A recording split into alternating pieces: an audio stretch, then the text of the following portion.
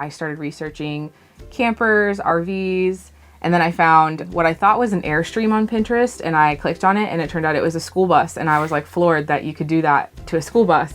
A stipulation from Maddie to be able to have the TV in the bus is that it needed to be hidden.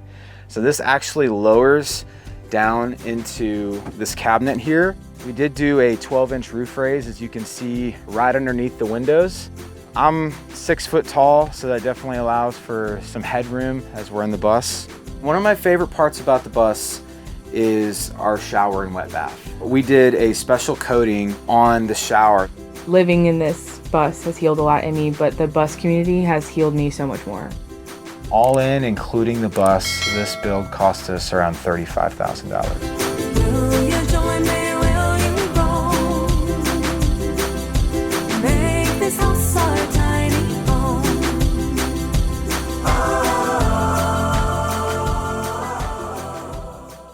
Hey, I'm Seth. And I'm Maddie. And this is our home, Mini Home on Wheels.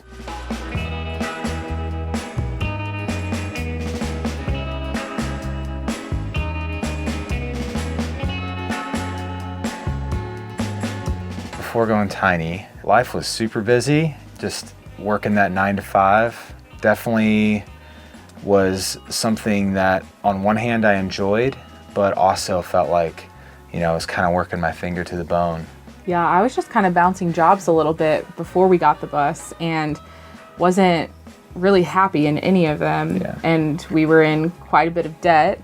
And so even though we were both making money, we felt like we weren't getting anywhere. We were paycheck to paycheck. We knew we had to do something about it now, or we were going to be controlled by it. It was going to snowball. And we really felt the Lord was telling us to get out of debt and become mobile. We started to think about how do we want to do that. I started researching campers, RVs. They were a little too expensive. We were so paycheck to paycheck. We had no money to work with. And then I found what I thought was an Airstream on Pinterest, and I clicked on it and it turned out it was a school bus, and I was like floored that you could do that to a school bus. They were definitely more in our price point. We just kind of ran with it. She's definitely the designer and I was the builder. It did take quite a bit of time, but we were working, full-time and overtime, but it took us about 4 years. We bought the bus off of eBay, buy it now option for $24.95, so $2,495. Yeah, we got a good deal on the bus. All in, including the bus, this build cost us around $35,000. There are some things, necessities you think are necessities when you're living in a home, but it's a small tax to pay to be able to say that your home is wherever you want it to be. It's worth it for us.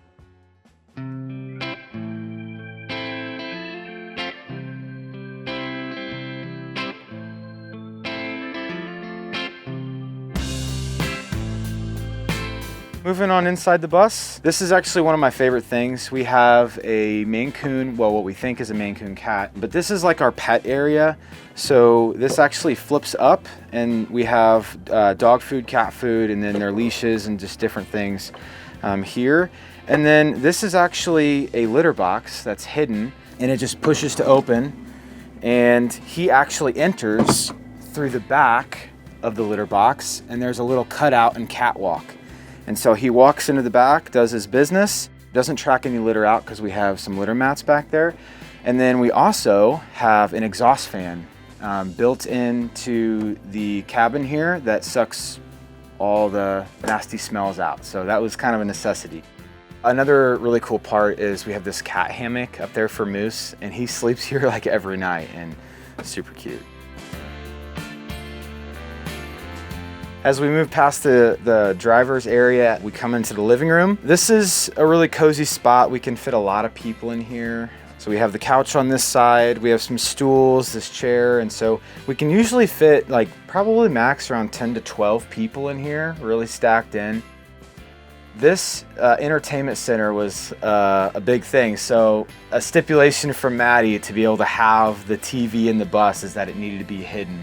So this actually lowers down into this cabinet here. One thing that was challenging, but we really love, is the skylights within the bus. We have this really large one that's covered up by the surfboard. and it has a retractable shade that's manual, but we can kind of control the lighting in here. It does add some heat to the bus. And then one thing I will mention too is that the ceiling is actually tongue and groove cedar, and so I just really liked how that added a lot of warm tones to the bus as well.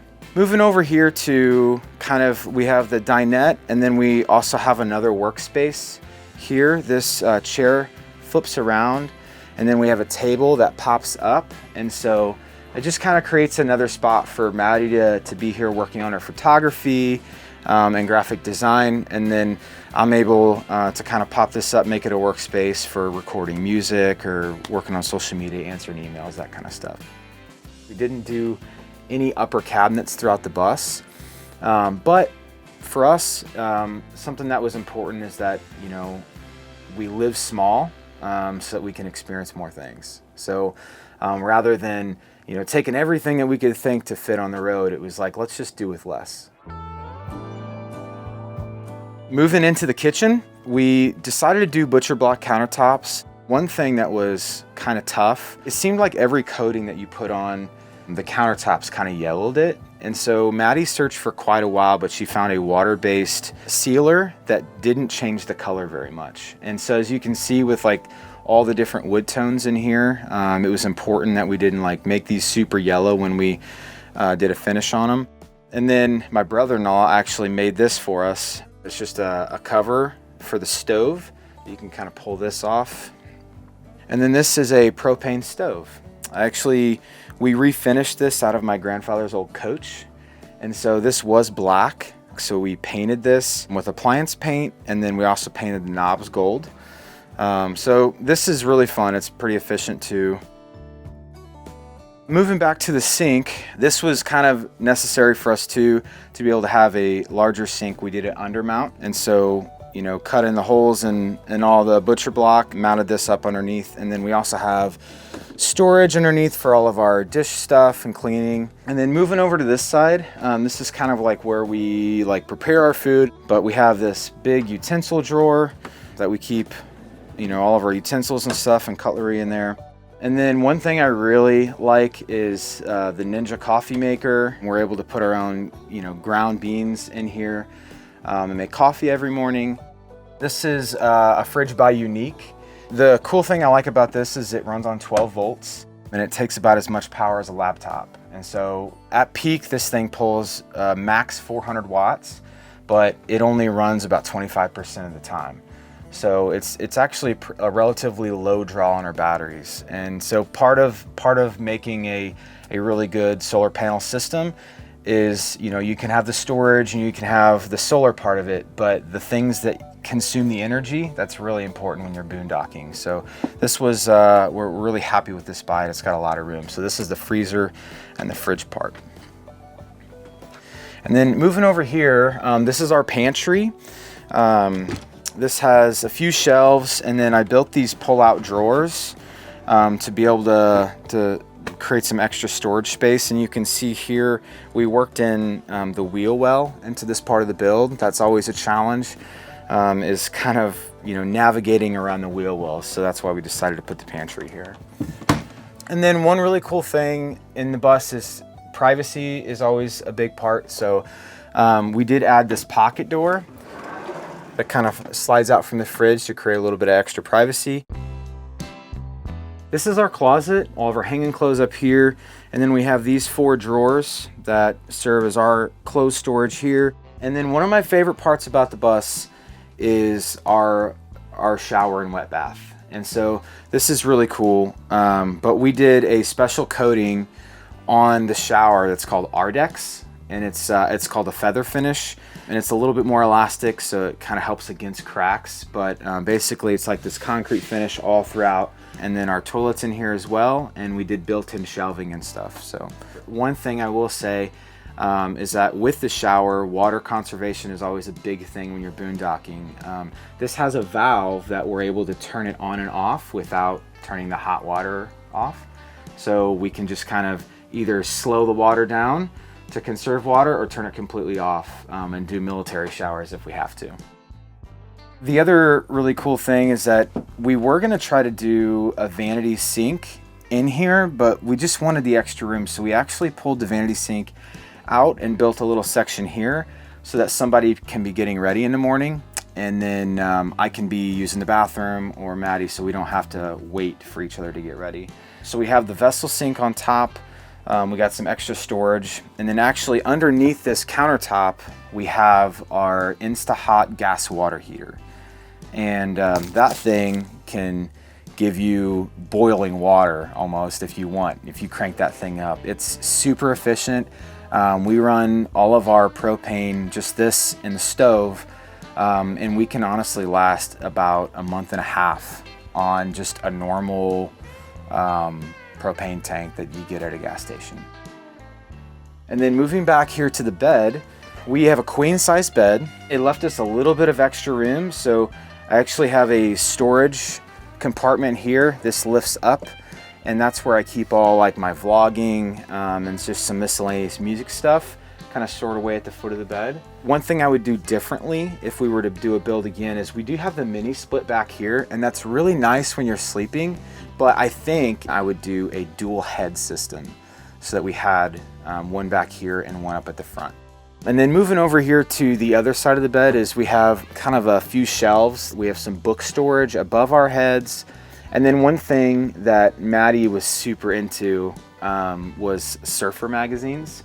And so growing up, she had a bunch of them that were mailed directly to her when she was a kid. So she actually framed those, and those are on her back wall.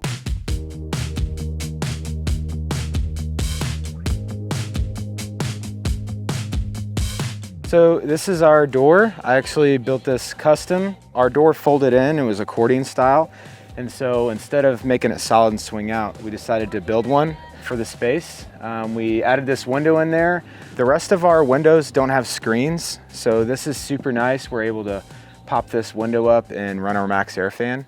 And then we actually just added this a few weeks ago, but this is a fold down table. Just locks up here while we're driving, just like that. We did do a 12-inch roof raise, as you can see right underneath the windows. I'm 6 foot tall, so that definitely allows for some headroom as we're in the bus. Moving back here, we did add a hitch to the bus so that we're able to flat tow our Jeep. And that comes in super handy when we're parked somewhere for a long time.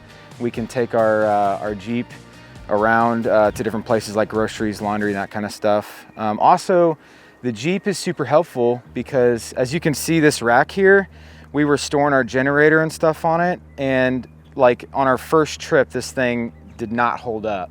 Then we realized that we had a rack on top of the Jeep, and so now actually we can leave our generator and stuff like that up there and just pull it right up next to the bus whenever's convenient. We do have a mini split for heating and cooling on the bus.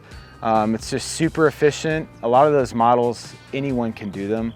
They come all ready to go and everything. So, and then I guess we can take a look at underneath our bed here. And this is actually where we store our batteries and our inverter for our solar. Currently, we're running 600 amp hours of lithium batteries. And then we have a multi+2 Victron and then the charge controller. Most people run 12 volt, but my previous trade was as an electrician. So I kind of geeked out with the solar system. The 24 volt just has a lot more capacity and a smaller footprint. So we only had to have 3 batteries. I'm a big fan of that. Usually we can last, with full sun, we can last 7 days without being plugged in. So that's pretty cool. Then on the left side here, we have 60 gallons of fresh water. This bed does lift up for access, although it's a little cumbersome, but we can access it from the inside. Moving over, we did our gray water tank underneath. We're from the Midwest originally, and so sometimes we have to deal with some low temperatures. So to mitigate that, I actually built in some insulation around the tank and then put a heating pad that has a thermostat on it. We also did heat tape on any piping that's underneath. And that's just it's all on 12 volt. And so when we're in warm climates, we just pull the fuse, and so it's not drawing our power, and we have the option to be able to camp in colder climates. So Here's our 50 amp hookup, shore power. Most of the time where we're traveling, I'm a musician full-time, so we're on tour right now. Most of the places we have is off-grid. So we're running the generator. Usually we kick the generator on like once every 3 days, unless we have really good sun, then we can last longer. And then we did decide to do a rooftop deck, and we wanted to make this as big as we could because the back half we use as a stage sometimes to play music and stuff. But love having the deck. I feel like it's a mainstay. One thing I will mention is that you can see these black rails up here. We did build those our own, and we bolted them through the frame of the bus so that it was very, very sturdy. That's one thing I wanted to make sure that was taken care of. And those rails run on both sides of the bus. And then here's some more undercarriage storage. And really, some of this is for music, but you can see everything just kind of stacks in there nicely. We mounted these up with unistrut, so they're very sturdy, not going anywhere. What I was not expecting was that we would be entering into a community where everybody helps each other. And it's like a big family. Everybody helps take care of each other. It's made a big impact on us. And honestly, I see God's heart throughout the Skoolie community because everybody's so kind and loving and generous. Living in this bus has healed a lot in me, but the bus community has healed me so much more. I would say that if you're on the fence about doing some type of tiny living, I would say research it and figure it out because I'm so glad that we made this decision. I would do it 100 times over again. Thanks for watching this week's episode. I hope you guys enjoyed it. Please make sure to like, share, and subscribe, and I will see you soon with another unique home tour.